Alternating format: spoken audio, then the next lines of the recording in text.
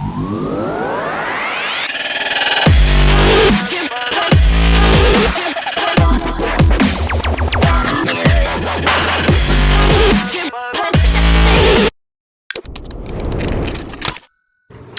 good afternoon, it's Richie from Driftomaniacs here, and this is my Traxxas Ford GT review. How lucky are we to get this? It says it all on the box, first delivery model. Now the car shown on the box is in red, on the other side it's blue, just like the one contained within the box. Well, first of all, thank you to F&M Hobbies of New Jersey for getting me this first delivery model of the Traxxas GT to show you all. If you want one of these cars, their details are below this video. They're also at the end of the video. Please contact them for availability, as they've got a load on order and should be expecting some of the very first models in. And as ever, if you want to see more of this car and more of the videos like it, then please don't forget to subscribe. Big thumbs up if you like the video as well. Well, let's dive in and have a look at this gorgeous body. We've got our nice black chrome alloy wheels here with simulated red brake calipers on here, just like the real thing. Very, very good attention to detail on here, particularly at the back with the exhaust pipes and the headlights. Just check out that profile. This thing is every bit as good as I thought it was going to be. We've even got the mock air vents there in the front. Very, very good. The blue is maybe not quite as dark as I thought it was going to be, but I guess that is true to the original paint colour. So, want to see what's under the body? I do. Now for the big reveal. This car comes with all-wheel drive and the Traxxas TSM system included in it. So, what have we got under the skin? Well, very clean layout is the first thing that jumps to mind. We've got a nice easy access battery tray.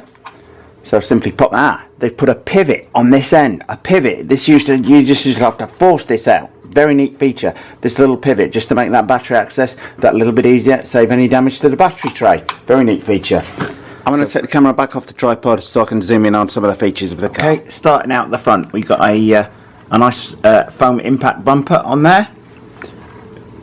Front suspension travel, fairly minimal, but then this is very much a road-based car. This is not designed for going off-road or even gravel, I would say, in any way whatsoever.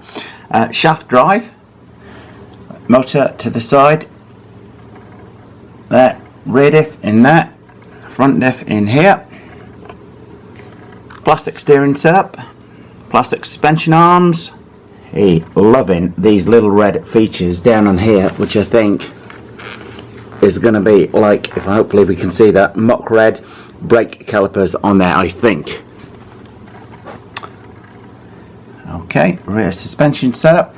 Again, I'm guessing fairly nominal travel on there. Nice tyre tread pattern. This should be pretty good grip on blacktop and tarmac on here. Definitely a car that is not designed for going gravel or off-road. Very, very much a road car. Even with this 12-turn brushed motor in it, it's not a brushless setup, and I'm sure many people will be dying to fit a brushless motor in this with this gorgeous body to see just how fast they can make this thing go. Sure, I can see some 70-80 mile an hour cars coming up fairly quickly when people get their hands on this to modify it. All in all, fairly good. As I say, mainly plastic suspension, well, all plastic suspension parts, plastic chassis tray. The thing is very lightweight indeed, just quickly scanning along underneath there so you can see what you're getting for your money. Pretty lightweight, even without the battery in there, yet very solid feel to it. It's very rigid. That chassis is not going to flex very much at all, particularly this honeycomb spine down the centre to give it added strength in there. Okay, so whilst most of our drivetrain is plastic, we've got metal drive shafts on here, metal shaft down the centre. When it comes to the electrics, Traxxas have given you a pretty good stock setup on here with a fully waterproof servo. You've got a waterproof box for the receiver, and the XL5 speed controller is also fully waterproof. We've got a Titan 12-turn motor on here which should push this car to around 30 miles an hour plus. Hopefully get the GPS on this pretty soon and see exactly what speed we get out of the box. I've no doubt whatsoever though people are going to start modifying this car and fitting brushless motors on here, but it comes with a brush motor as standard. this neat little feature on here on the battery tray. When you pop this, before, if anyone knows, you just see you have to kind of pop this out hard to the side. They've put a pivot on this end, making the thing just swing out to the side as well as move up. Very neat little feature. Shows a lot more thought's gone into the design of this car. Overall, quite impressed with it straight out the box. I certainly think it's worth the wait. It's very, very lightweight. This thing's going to be quick for sure. You're going to get immense grip off of these tyres on blacktop or tarmac. This thing is very much not designed, as it become immediately apparent from that minimalist suspension travel. You've got 4 oil-filled shocks on here, by the way. It's very apparent this is designed as an on-road car. That's going to be its forte. I should think with this being all-wheel drive, you're going to be able to give this thing full throttle with this 12 Titan turn motor on here and just throw it hard left or right, and it's just going to grip, particularly on a nice warm day. Well, okay, whilst this car isn't ready to run, let's see what's in this box, see what it does come with. Say, whilst this comes with an awful lot, it doesn't come with batteries or a charger. You does specifically say this on the outside of the box. Do be aware of this when purchasing one. One great thing it does come with is the TSM, which indicates to my mind they are suspecting that people are going to fit a brushless motor to this. Okay, so let's see what else we get for our money.